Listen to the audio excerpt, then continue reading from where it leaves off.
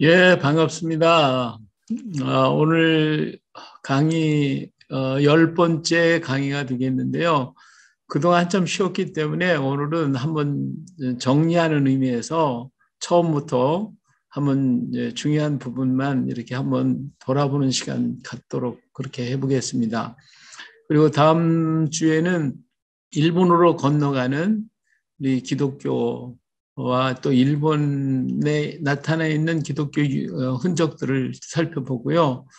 그리고 이제 마지막 시간에는 우리 한민족에게 왜 하나님은 이렇게 가야사를 통해 사도 도마를 보내셨고 앞으로 한국 교회가 어떤 길을 걸어가야 할 것인가 하는 것에 대해서 말씀을 드릴까 생각이 듭니다. 그래서 오늘 첫 번째 시간으로 비밀의 왕국 가야 정리하는 의미에서 말씀을 드리겠습니다.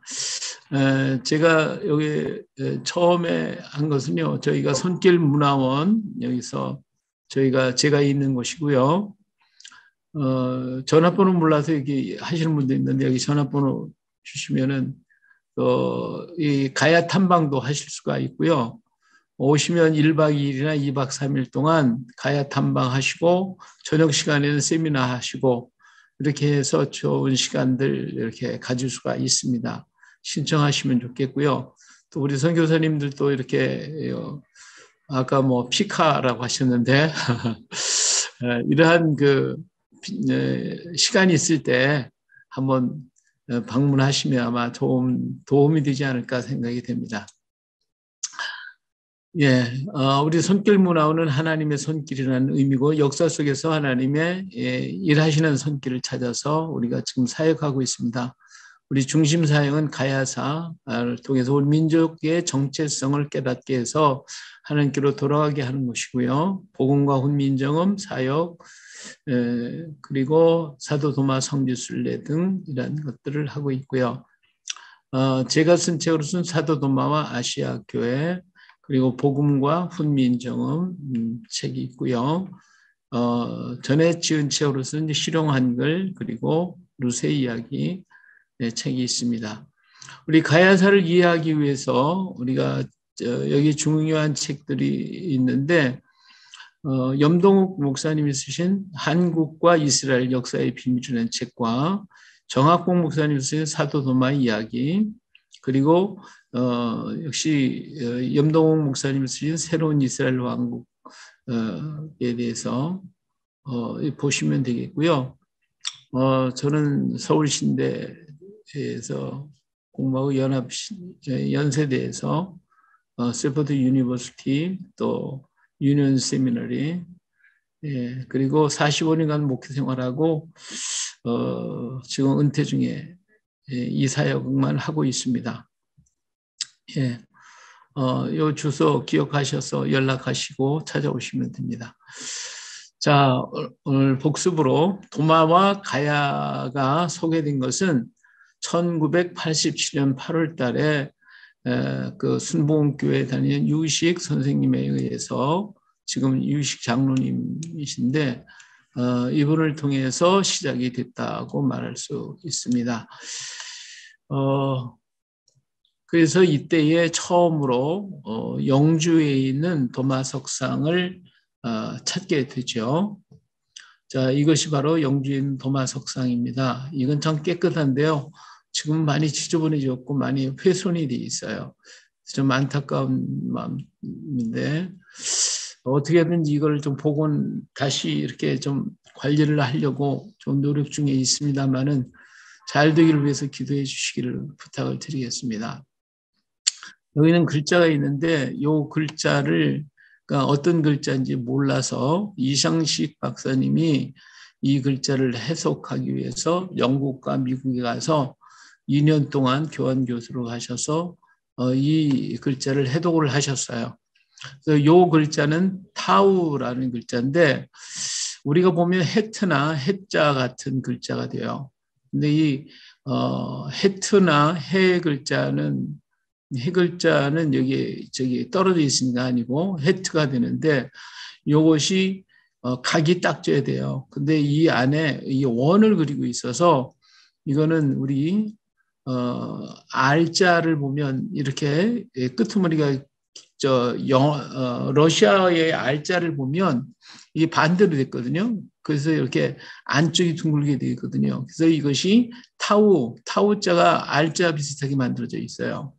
그래서 그 타우자를 만들기 위한 모습이다. 그래서 이것이 타우자가 되고요. 이건 맴자예요. 맴자. 그리고 이거는요, 기도하는 손인데 여기 눈이 있어요. 여기 눈. 기도하는 손인데 눈이 있어요. 그러니까 도마의 눈과 손이에요. 왜 이걸 그리냐면 도마가 나 예수님 봐야 됩니다. 만져봐야 됩니다. 손과 눈이 여기 같이 그려져 있는 거예요. 도마의 손과 눈이라고 볼 수가 있고요. 이건 예수님이 그래 만져봐 내 옆구리 봐라 여기 그래 옆구리에 이렇게 손을 대고 있는 그런 상이에요. 그래서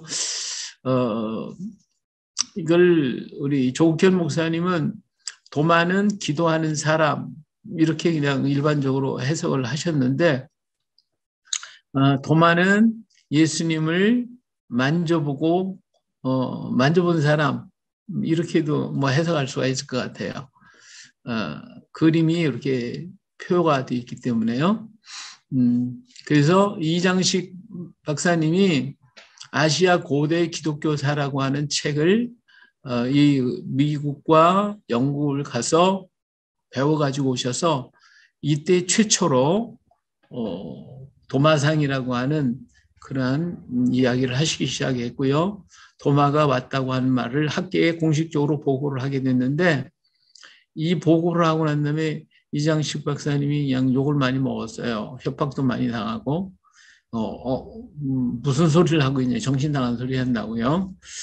참 그런 일화가 있습니다. 자, 그러면 도마라고 하는 그 이름의 명칭은 우리가 잘 알듯이 쌍둥이라고 하는 데서 시작이 됐고요. 요한복음의 디두모도 역시 같은 쌍둥이였는데 그 이유는 제자들 중에 또 같은 이름이 많기 때문에 이렇게 바뀌었다고 할 수 있습니다.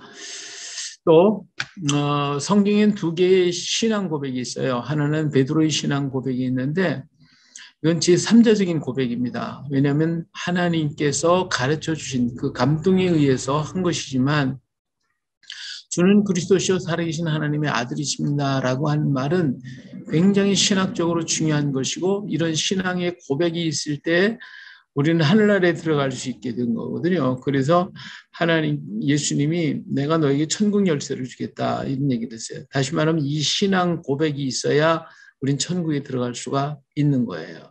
그리고 이 신앙 고백 위에 우리 교회가 세워져요. 우리 자신이 서야 되기 때문에 바로 이것이 반석이 되는 거죠.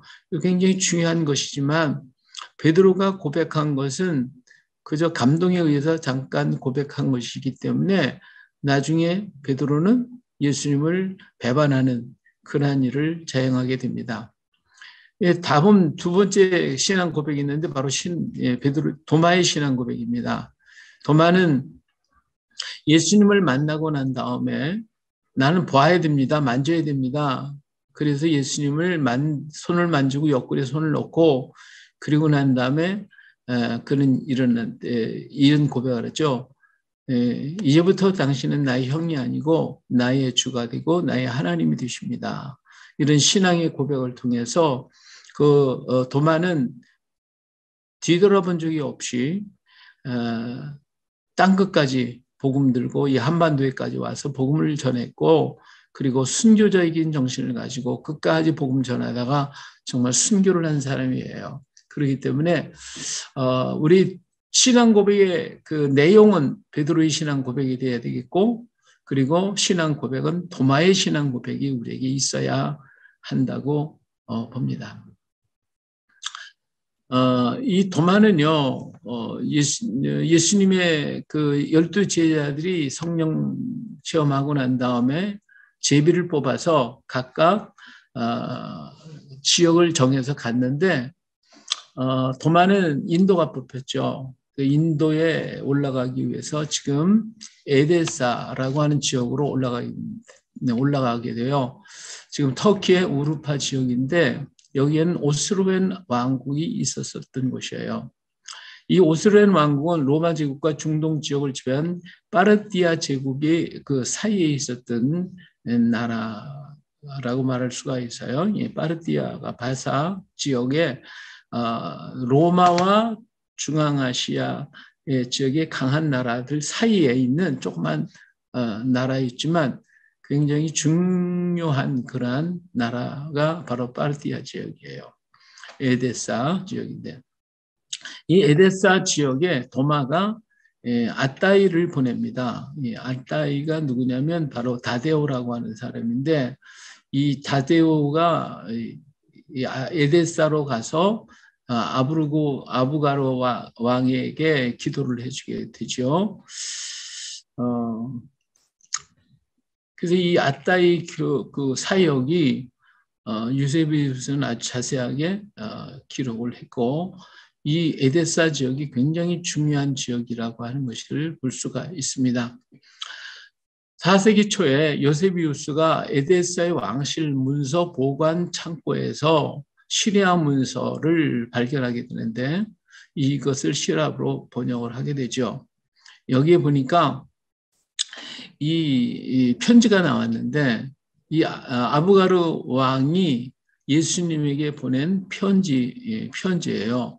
그래서 그 편지의 내용이 여기 있는데 지난번에 제가 이거 얘기를 안 드린 것 같아요.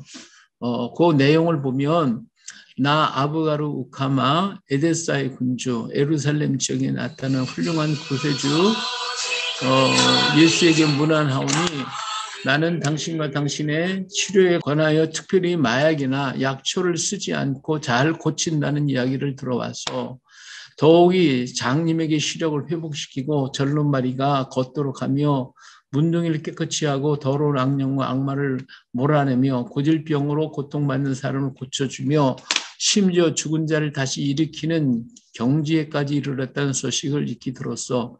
이 모든 이야기를 듣고 나는 당신에 관해 다음 둘 중 하나일 수밖에 없다는 판단에 이르렀어. 당신은 이런 일을 하기 위하여 세상으로 하강한 하나님이거나 하나님의 아들일 수밖에 없어. 이러한 이유로 나는 당신을 빨리 나에게로 와서 나의 고통을 해방해 주도록 탄원하는 편지를 보내는 바이오에다. 더구나 유대인들이 당신을 조롱하고 박해한다는 소리를 한다고 들어서 나는 작지만 오랜 전통을 지닌 훌륭한 도시를 소유하고 있어 당신이 진에게 이상한 곳이라 생각이 되어 이러한 편지를 보내게 됐는데 여기 있는 그림은 그 아부가르 왕에 대한 얘기입니다. 이 왕이 몹쓸병에 걸렸어요. 문둥병이라고도 하고요. 그래서 이 병을 고쳐야 되는데 고칠 길이 없었습니다. 그래서 고민하던 가운데 예수님이 죽은 자도 살리고 병든 자 고친다는 말을 듣고 사신들을 파송하게 되죠. 그래서 파송해서 예수님을 만나서 바로 편지를 써서 사신에게 보내서 예수님을 만나게 합니다. 예수님이 이 사신들을 만나서 이 편지를 받았다고 하는 기록이죠. 그래서 여기에 대해서 답신을 예수님이 보내셨어요. 이렇게 답장을 보내세요. 예수님께서 보내신 답장이에요. 나를 보지도 않고 나를 믿는 그대여 복이 있도다. 나에 관하여 이미 기록된 바 나를 본 자는 나를 믿으려 하지 않고 나를 보지 않은 자가 오히려 나를 믿고 생명을 얻는다 하였도다. 그대가 나에게 왕진을 요청하며 쓴 것에 관하여 나는 먼저 이곳에서 내가 보내진 사명을 완수해야만 한다는 것을 알리노라. 이곳에서 나의 임무가 완수되면 나는 나를 보낸 그에게로 다시 들리우리라. 내가 들리울 때에 나는 나의 제자 중 한 사람을 그대의 고통을 고치기 위해 파견하리라. 그는 그대와 또 그대와 같이 하는 모든 사람에게 생명을 주리라. 이렇게 답장을 보내주셨어요. 그런데 이 답장을 가지고 이때에 예수님께서 요 주간이 어떤 주간이냐면 고난 주간이었어요. 그 예수님께서 십자가에서 죽으시는 그 장면을 다 보고 갔어요. 그래서 요 편지 말미에 시리아로다가 예수 사후에 이뤄진 이 사건들을 여기 다 기록을 하게 됐다라고 하는 것이죠. 그래서 예수님 모시러 왔다가 예수님은 돌아가셨으니까 허탈해졌잖아요. 근데 예수님이 이 임무를 누구에게 줬냐면 도마에게 줍니다. 도마가 가서 고쳐주라고. 그래서 도마는 다데오라고, 예수님이 지금 돌아가시고 정신이 하나도 없기 때문에 다데오를 보내게 되죠. 다데오가 가서 그 다데오를 아따이라고도 얘기를 하는데, 이 사람이 가서 아보가로 왕을 갖다가 치료해주는, 기도해주는, 아까 그 그림이, 요 그림이 지금 기도해주고 세례주는 그런 장면이에요. 이게 세례주는. 이건 최근복 목사님이, 선교사님이 그 박물관에서 찍어온 사진이에요. 그래서 에데사가 처음으로 복음을 받아들이게 됩니다. 그래서 에데사가 아주 굉장히 중요한 지역인데, 이 에데사에서 동방선교가 시작이 됐고 동교회 또는 아시아 교회의 발원지가 됐어요. 우리 이제 이 지역을 향해 올라갔던 다메섹으로 가는 바울을 만나게 되는데, 이 다메섹에서 약 북쪽으로, 아마 동북쪽 될 거예요. 480km 정도, 안디옥에서는 약 100km 정도 떨어진 지역이에요. 그리고 여기 오스로엔 제국의 수도인 에데사 지역이라고 하죠. 당시 페르시아와 로마 세인 왕국으로서 BC 136년에 시작이 됐고 116년 로마에 속국된 다음에 217년에 로마에게 멸망을 당하게 됩니다. 이 에데사 지역은 609년 페르시아로, 그 다음에 641년 회교가 정복을 했고 1097년 십자군 지배를 받다가 1144년에 회교의 지배 아래 다시 들어가고 1234년에 비잔틴 대국으로 들어갔다가 1637년에 지금 현재 터키령이 돼서 지금 터키 지역에 말하고 있습니다. 자, 여기 보면 에데사가 있는 오스로엔 왕국이죠. 요 지도가 보면 여기 오스로엔 왕국이 있고요. 여기 에데사 지역이 여기에 있습니다. 에데사 지역. 네. 여기 아르메니아가 있고요. 네. 그렇기 때문에 이쪽은 로마가 있고, 이제 큰 나라들이 여기 다 되고 있는 그 사이에 있는 아주 작은 나라이면서도 굉장히 가운데 중간 역할을 하던 그런 나라였다고 말할 수가 있습니다. 자, 여기에서부터 복음이 전파되는데, 여기 에데사 지역이잖아요. 에데사 지역에서 이 복음이 이렇게 비단길을 통해서 또 복음이 전파돼요. 전부 다 여기 전파돼서 해상으로도 가고 육지로도 가서 우리나라에까지 이르는 그런 것들을 보게 되는데, 요즘에 이제 최하영 목사님하고 최근복 목사님이, 선교사님이 여기에 대한 얘기를 자세히 하고 계시기 때문에 제가 상당히 그 도움을 지금 받고 있습니다. 저는 이 에데사 지역에 대해서 좀 연구를 했는데, 이쪽 지역에 대해서 많은 궁금증을 많이 가지고 있었는데 최양 선교사님이 굉장히 잘 말씀을 해주시고 그래서 큰 도움이 되고 있고요. 지금 이 지역에 묻혀졌던 우리 기독교의 역사들이 최건봉 선교사님이나 최하영 선교사님을 통해서 지금 밝혀지고 있다는 거, 대단히 고무적인 일이죠. 이쪽에 이제 계신 선교사님들이 앞으로 계속해서 발굴을 해가지고 이렇게 했으면 좋겠습니다. 근데 이 모든 선교의 중심이 바로 처음에 시작이 에데사고, 이 에데사에서 시작하신 분이 바로 도마였다라고 하는 사실, 이건 놀라운 일이 아닐 수가 없습니다. 그래서 동방의 모든 기독교는 도마의 영향 하에서 이루어졌다라고 봐도 과언이 아닐 정도입니다. 그래서 이런 이야기와 이런 기록들은 아데오 서신, 아따이 교리, 아데오 교훈에 기록되어 있는데, 유세비우스가 적극적으로 이것을 인정했고 얘기를 했습니다. 300년간 시리아 문화의 전성기를 누린 시대인데, 국민은 아라비안 이 에데사 지역에 아라비안, 헬라인, 아르메니아인, 유대인들이 여기 함께 섞여 살아 있었기 때문에 이 사람들이 복음을 굉장히 쉽게 받아들이게 됐다라고 하는 거예요.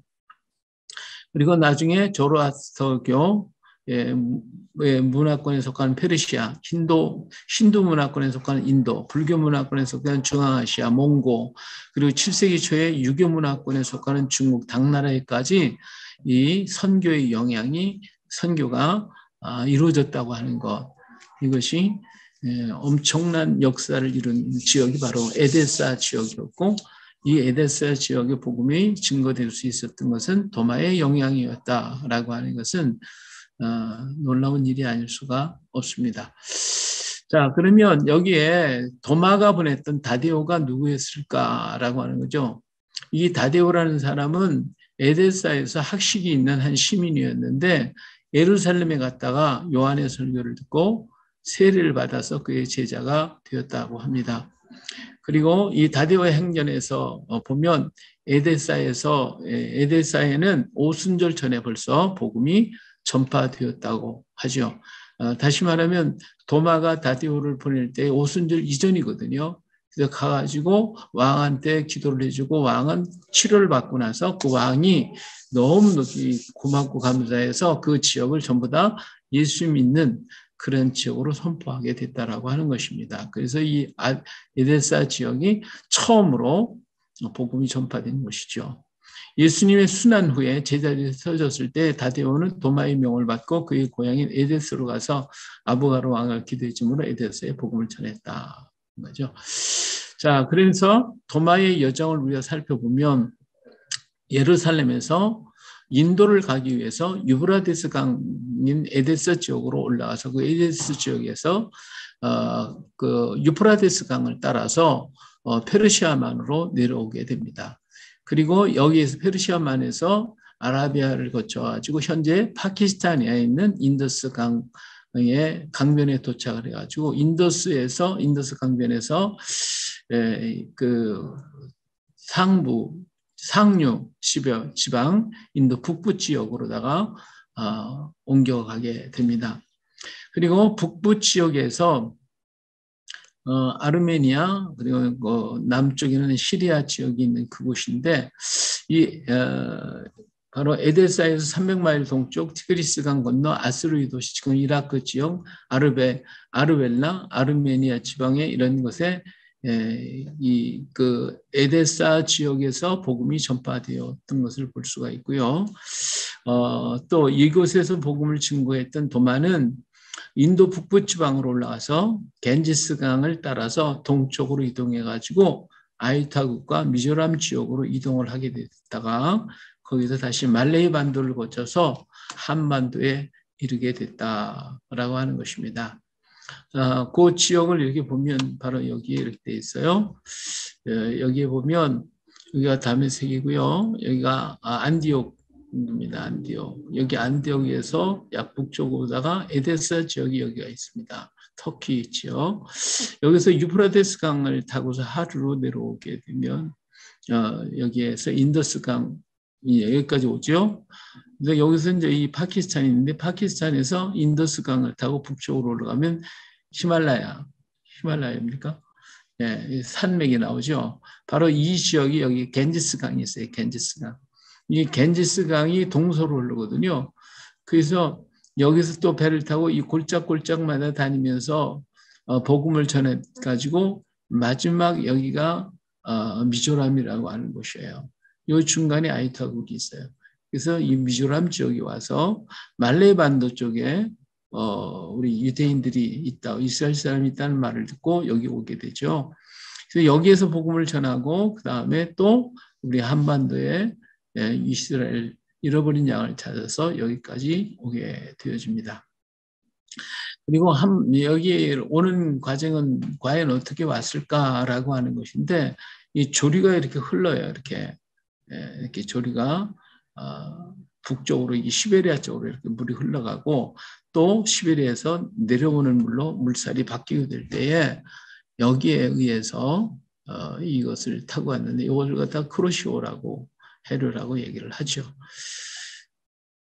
예, 자, 그래서 낙동강까지 올라와서 거기서 큰 배를 타고 계속해서 북쪽으로 올라가면 영주에 도달하게 됩니다. 영주까지 가면 배가 더 이상 못 가요. 지금도 영주에 가보면 옛날에 그 지역이 밝아왔었다라고 하는 그런 얘기를 하고 그 당시에 유적들이 지금도 남아 있습니다. 그래서 배가 더 이상 못 가니까 도마가 나는 땅 끝까지 왔다. 여기까지 왔다라고 인정을 하게 되죠. 그래서 바로 영주에다가 도마 석상을 이렇게 세우게 되었고 지금도 영주가 그 지역에서 보면 가장 많이 예수 믿는 사람들이 제일 많고 거기 기독교의 중요한 역사적인 그 지역이 몇 군데가 있어요. 그래서 이 영주가 특별한 지역이다라고 하는 것을 볼 수가 있습니다. 제가 좀 더 영주에 가서 좀 찾아봐야 되는데 마음만 있고 제대로 못 가고 있습니다.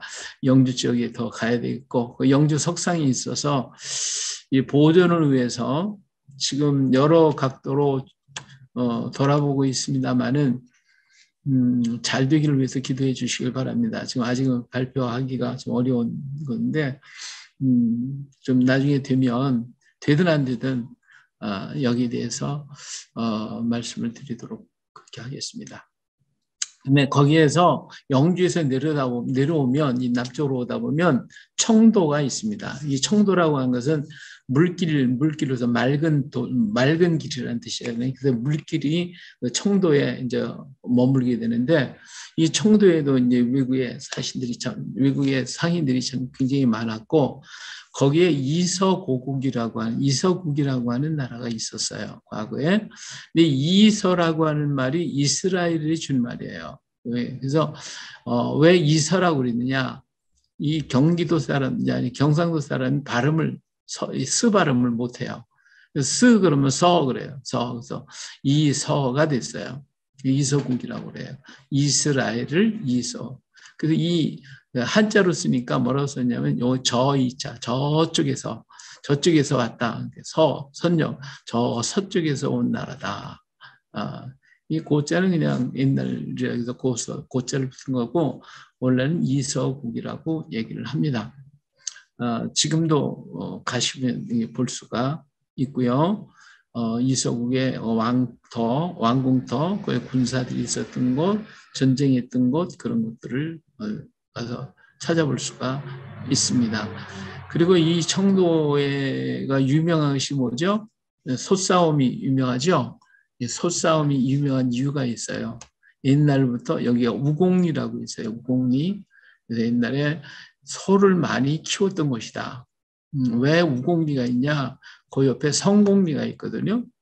지금은 성곡댐이 있는 성공리가 바로 그 도피성이 있었던 소도가 있었던 곳이에요. 다시 말하면 제사장이 거기에 있어서 이 우공리에서 소를 키웠고 그 소를 잡아서 하늘에 제사를 지낸 곳이 바로 이 청도입니다.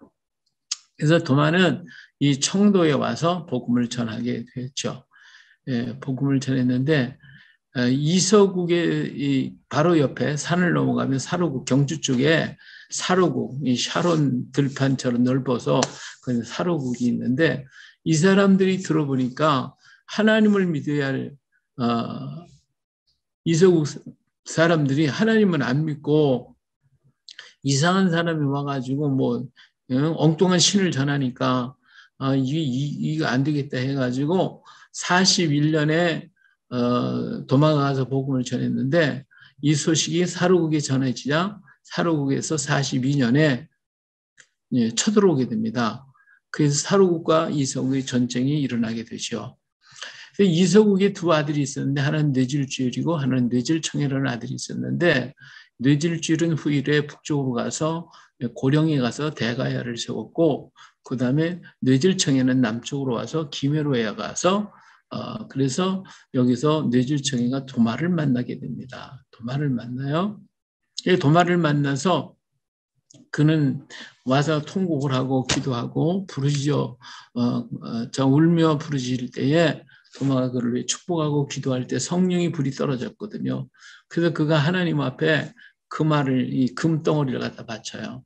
그래서 금덩어리 6개를 바쳤기 때문에 그 바친 것에서 그 아침에 일어나서 보니까 도마가 그 같이 따르는 군사들과 함께 든 사람들이 전날에는 전쟁에 패한 사람이 그 어려운 고난 고통으로 얼굴이 일궈졌던 그들이 은혜를 받고 성령이 임하고 보니까 사람이 완전히 달라져서 아기처럼 변한 거예요. 그래서 아래서 나왔다라고 하는 전설이 그래서 내려오게 되는 거예요. 자, 그래가지고 3월 3일 날 음력이에요. 3월 3일 우리 3월 3일 삼진날이라고 그러죠. 그때에 그들은 세례를 받습니다. 세례를 받아가지고 뇌질청해가 김수로라고 하는 이름을 받게 되죠. 근데 이 3월 3일 날 그래가지고 세례를 통해서 가야가 이루어졌고 민족이 세워졌기 때문에 세례받는 형식을 사람들이 나와서 이날만 되면 그 일을 해요. 그래서 3월 3일 날 뭐 하냐면 강가에 나와서 저만 머리를 감고 목욕을 하고 그래요. 이게 세례받는 모습이에요. 세례받는 그것 때문에 됐다고 해서 그리고 난 다음에는 진달래 꽃잎을 따가지고 화전을 지어서 짓고 모든 사람들이 모여가지고 춤을 추고 노래하고 하루를 즐겁게 보낸다라고 하는 거예요. 이 일반 학자들은 조선시대에 행해진 풍습이라고 하고 있지만 이건 잘못 알려진 것이고 이 삼진날이 변해서 나중에 개요일이 지나서 내려온 그러한 풍습이라고 말씀을 드릴 수가 있습니다. 자, 우리 김수로가 이제 뇌질청이가 세례를 받고 이름을 바꿨어요. 그래서 이름을 수로라고 불렀는데 이걸 한자로 그냥 풀어보면 머리 숫자 이슬로자, 또 다른 이름은 수능이라고 하는데 큰 능이다, 머리가 되는 능이다 하는 뜻이고요. 이 수로라고 하는 건 처음, 머리 숫자는 처음이라는 뜻도 되고, 그래서 이슬로자, 하늘에서 이슬 같은 은혜를 최초로 처음으로 받은 사람이다, 그런 의미가 되어집니다. 그래서 은혜를 처음으로 입은 사람, 처음으로 세례를 받았기 때문에 이런 이름이 수로라고 이름을 바쳤고요. 여기서 이 한자의 말을 보면 세상에서 처음 나타났다고 이 이름을 수로 하거나 혹은 수를 행하겠다 그래서요. 근데 이것은 처음으로 은혜를 입은 모습이다.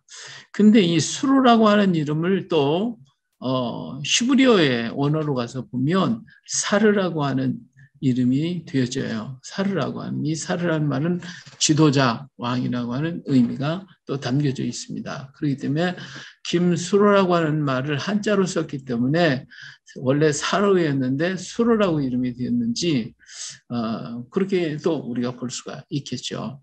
네. 그래서 김수로가 태어나게 되어지고 그래서 그는 이 수로는 이제 3월 3일 날 세례를 받고 3월 5일 날 3월 15일 날 안식일이 6월절이 시작이 되죠. 그때 그는 왕위에 올라서 가야국 물고기라고 하는 가야라고 하는 이름을 가진 가야국을 세우게 되어집니다. 47년에 도마는 인도로 다시 돌아가서 아이토에 가서 공주 허황옥을 중매를 했고요. 이 허씨는 허씨의 후손들인데 훌의 후손이었다. 말씀을 드렸고요. 허황은 48년 7월 27일에 김해에 도착을 해서 김수로왕과 결혼을 합니다. 근데 이때가 7월 27일 저녁 무렵이었는데 썰물이었거든요. 그래서 물이 말라가지고 큰 배가 주포라고 하는 곳에 머물렀고 그리고 작은 배에 옮겨 타서 김해 앞에까지 도착하게 됩니다. 그러면 이 역사적인 기록이 사실인가 아닌가 하는 것은 이 날짜에 과연 저녁 무렵에 썰물이 있었는가 하는 것을 살펴본다면 가능할 것입니다. 오늘날 과학이 발달됐기 때문에 능히 측정할 수가 있는데 이것이 사실이었다라고 하는 이 기록이 맞다라고 하는 그런 증거를 하고 있습니다. 근데 허황우기가 올 때에 배에 그 큰 배에다가 혼인용품만 싣고 오기 때문에 배가 가벼워졌어요.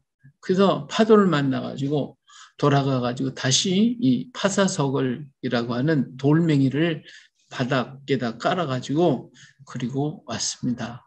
그리고 돌아갈 때 파사석을 다 내려놓고 갔는데, 왜냐하면 김수로 왕이 자기 부인을 데리고 왔다고 고맙다고 이 사공들에게 선물을 많이 줬어요.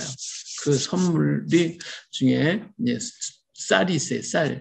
쌀이 당연히 굉장히 귀중한 것이었기 때문에 한 배 가득 실어 주어서 돌멩이가 필요 없는 거예요. 그래서 돌멩이를 놓고 갔는데, 이것을 이제 이전 스님이 이걸 갖다가 석 뒤에다가 탑자 하나를 붙여가지고 파사석 탑 이렇게 해가지고 허황우는 불교인이다 이렇게 바꾸고 말았어요. 역사가 왜곡이 된 것이죠. 자, 이렇게 해가지고 우리는 김수로 왕에게 가야곡이 세워지는 그런 과정을 우리는 여기서 볼 수가 있었습니다. 자, 여기까지가 아마 지난 시간에 우리가 공부했던 내용들이고 여기까지 우리는 알고 있었습니다. 자, 그런데 이제 이 복음이 어디로 가요? 일본으로 흘러가게 됩니다. 이제 일본에 있는 많은 이런 그림이나 또 생활 습성이나 이런 것들을 많이 보는데, 일본에는 300년 이전부터 기독교가 전래된 것으로 보이는 유적들이 나타나고 있어요. 자, 300년경이라고 하면 이때는요, 불교도 들어오지 않았을 때였고, 정말 어떻게 기독교적인 유적이 이렇게 들어왔을까 알 수가 없는 거죠. 그래서 일본 사람들은 이것을 갖다가 고대 기독교라고 하는 말도 이렇게 하게 됩니다.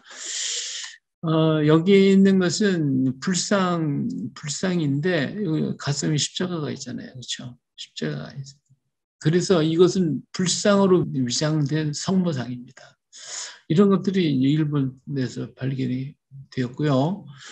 또 여기 보면은 예수님의 그 사진을 앞에다 놓고, 이건 이제 일본 박해할 때 근세에 이루어진 사건이지만, 이 박해를 위해서 성화를 이렇게 놓고 거기다 침을 뱉고 그걸 밟고 지나가라는 거예요. 그러면 살렸고 그렇지 않으면 죽였어요.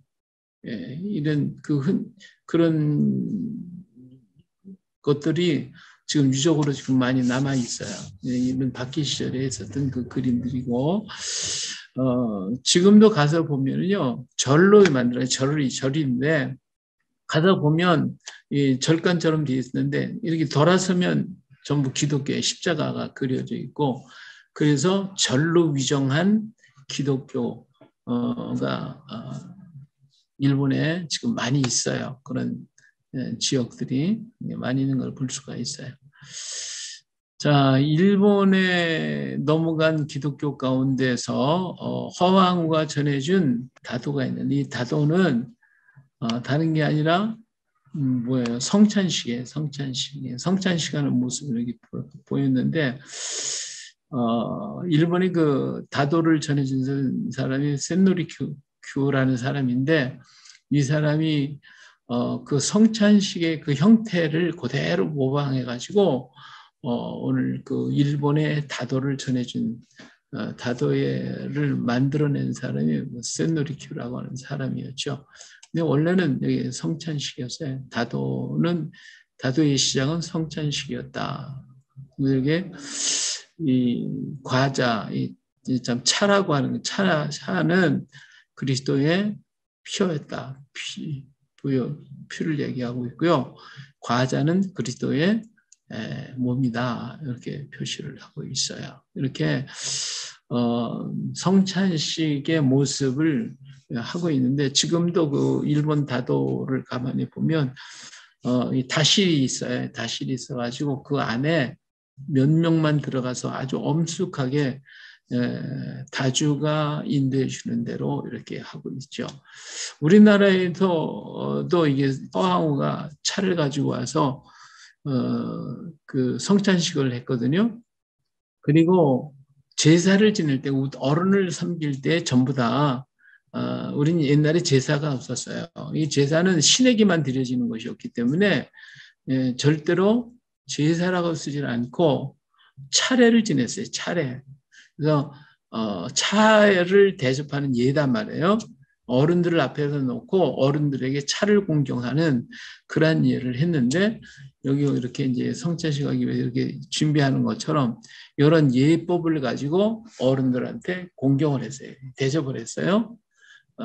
그리고 제사가 아니라 돌아가시는 분들 앞에서도 같이 가족들이 모여서 차를 나누면서 선인들에 대한 이야기를 나누고 그리고 함께 했는데 오늘날 그 차례가 변해서 제사로 바뀌어요. 그런데도 그 말은 그냥 남아 있어가지고 차례 지내자, 제사 지내자로 말로 바꿔서 지금 알고 있어요. 근데 원래는 차례 지내.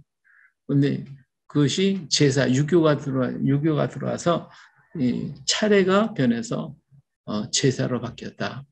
그리고 차가 변해서 술로 바뀌죠. 근데 차는 예수 그리스도를 상징했거든요. 그래서 참 이 차에 대한 얘기도 굉장히 많이 있는데 이쪽에 이제 오시는 분들에 대해서는 김해에 가면 그 허황우가 가져온 차가 있어요. 차가 두 가지가 있는데 오늘날 우리 여러분들이 우리가 보통 먹고 있는 게 소엽종창이라 차라고 그래서 중국에서 조선시대 그때 들어온 거예요. 근데 허황우가 가진 것은 소엽종차가 아니라 대엽종차예요. 이 대엽종차는 좀 구하기가 좀 어려워서 많이 지금 보급이 되지 못했어요. 근데 그 가야 시대에 있었던 차가 전란이 생기고 여러 가지 상황 때문에 차를 마시던 도가 다 끊어져 버리고 말았어요. 성찬식을 했는지도 모르고 다 끊어져 버렸죠. 그런데 나중에 이제 불교계에서 이 차를 갖다가 가져가면서 다도를 만들어냈죠. 그런데 성찬식을 다도로 바꾸니까 불교식으로 만들려고 보니까 성찬식을 하려면 떡을 먼저 먹고 차를 마셨잖아요. 그런데 불교계에서 이걸 가져다가 어떻게 했냐면 떡을 먼저 먹는 게 아니라 차를 먼저 마시고 나중에 떡을 먹도록 순서를 바꿔버렸어요. 그래가지고 이게 이제 옛날부터 그렇게 내려온다고 생각을 해가지고 다도 그러면 이건 불교 거 이렇게 생각을 하는데 그게 아니라 다도는 기독교 거에 있다. 기독교에서 시작이 됐고 이것은 성찬식에서 시작된 그 모습이 차례로 돼서 어른을 섬기고 하는데 차의 예를 가지고 어른을 공경하고 그 돌아가신 분들에 대해서도 이렇게 했다. 근데 그것이 변해서 지금 술로 바뀌었어요.